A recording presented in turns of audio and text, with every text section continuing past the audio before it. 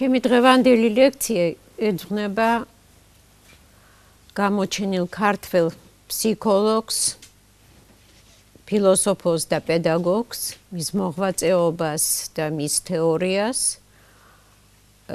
დიმიტრი უზნაძეს. თქვენ გიწევთ თანამედროვე აზროვნების კურსის მოსმენა და ალბათ იგრძენით უკვე, რომ თანდათანობით ჩვენ უფრო ძველი მონაცემებიდან, ძველ დროს დაწერილი აზრებიდან სულ უფრო თანამედროვეობისკენ მოვდივართ. აი დროში ასეთი მოძრაობა და მოახლოება ნათელია თქვენთვის, მაგრამ დღევანდელ ლექციაში გარდა ესეთი გადმონაცვლებისა დროში თქვენ იგრძნობთ, რომ გადმოვინაცვლეთ ევროპის შუა ნაწილიდან საქართველოსკენ. ანუ განვიხილეთ ფროიდის და იუნგის მოძღვრებები და დღეს უნდა ვილაპარაკოთ უზნაძეზე, ცნობილ ქართველ ფსიქოლოგზე.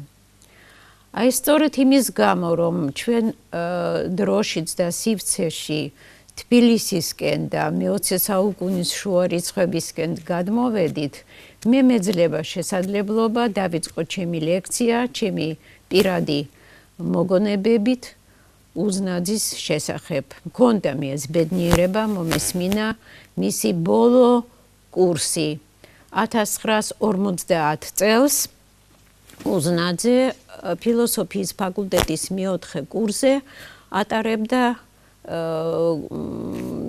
საგანს, რომელიც თავისი სახელწოდებით ძალიან გავს ჩვენ დღევანდელ კურსს. საგანს ერქვა ფსიქოლოგიის თანამედროვე მიმდინარეობანი. რა მახსოვს მე იმ რამოდენიმე ლექციიდან, რისი მოსმენა მოვასწარით სექტემბრის თვეში 1950 წლის მე ვიტყვი რატომ მხოლოდ რამოდენიმე ლექციას ეხება ეს. უზნაძეს ჰქონდა რაღაც საოცარი უნარი ნებისმიერი ფსიქოლოგიური საკითხის პრობლემურად განხილვის, მასში რაღაცა კრიტიკული მომენტების დანახვის, რაღაცა საინტერესო და ორიგინალური გზით გადაჭრის უნარი. და აი ამ პროცესში, ეს პროცესი როგორ ჩანდა ყოველთვის ლექციის დროს და ჩაგვთავდა ჩვენ სტუდენტებს ამ თავის აზროვნების პროცესში. ეს ასე ვთქვათ, თანააზროვნების პროცესი, რომელიც მიმდინარეობდა ლექციის დროს, იყო რაღაც საოცარი შეგრძნების მქონე, საოცარი შთაბეჭდილების მქონე და ლექცია რო თავდებოდა, ისეთი გრძნობა ჰქონდა თითქოს ახლად დავიბადე, თითქოს ახლებურად დავინახე ის სინამდვილე, რაც არსებობს ჩვენს გარშემო. სამწუხაროდ, ისე უნდა ვთქვათ, ეს სიამოვნება და ეს დიდი ბედნიერება გაგრძელდა სულ თვენახევარი. 12 ოქტომბერს 1950 წლის უზნაძე გარდაიცვალა თავის სამუშაო კაბინეტში. შევჩერდები მოკლედ უზნაძის ბიოგრაფიულ მონაცემებზე.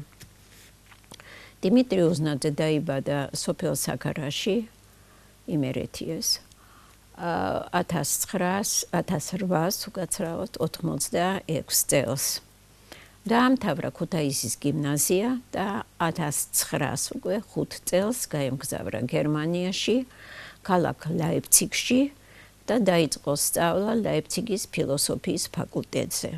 ამ დროს ლაიფციგში მოღვაწეობდა ფაქტიურად ექსპერიმენტული ფსიქოლოგიის დამაარსებელი ვილჰელმ ვუნტი, რომელმაც შექმნა ისტორიაში პირველი ფსიქოლოგიური ლაბორატორია.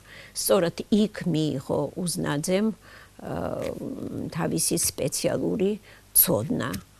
4 წლის განმავლობაში სწავლობდა ლაიფციგის უნივერსიტეტში და დაიცვა დისერტაცია სოლოვიოვის ფილოსოფიის შესახებ, ფილოსოფიურ ფაკულტეტზე სწავლობდა და ფსიქოლოგიის კურსაც ისმენდა, რა თქმა უნდა.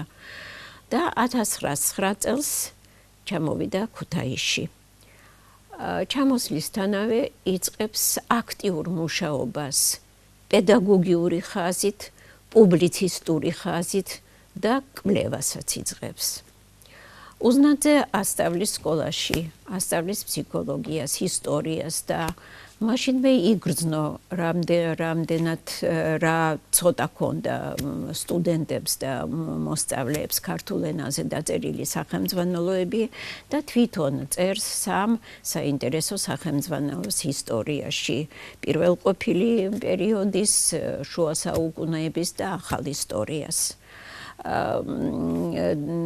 აქტიურად ბეჭდავს პედაგოგიური ხასიათის სტატიებს გაზეთებში და უკვე მაშინ გაუჩნდა ასე ვთქვათ პირველი სურვილი უფრო ღრმად გააზრებისა რაღაც ფსიქოლოგიური საკითხების, რაც მერე აი ამ გააზრების შემდეგ ჩამოყალიბდა თავისებურ მიდგომაში ფსიქოლოგიის ძირითადი საკითხების მიმართ. 1918 წელს უზნაძე მონაწილეობს საქართველოში პირველი უნივერსიტეტის დაარსებაში და თავიდან იწყებს მუშაობას ამ უნივერსიტეტში, ქმნის ფილოსოფიის და ფსიქოლოგიის ლაბორატორიას, ფილოსოფიის ფაკულტეტზე მუშაობს, აქტიურად კითხულობს ლექციებს და აქტიურ კვლევას ეწევა. ქმნის თანდათანობით ცენტრს ფსიქოლოგიური აზროვნების იყვანს ახალ ნიჭიერ ახალგაზრდებს და ამით, ასე ვთქვათ, იწყება ქართული ფსიქოლოგიური სკოლის, ასე ვთქვათ, პირველი მოძრაობა.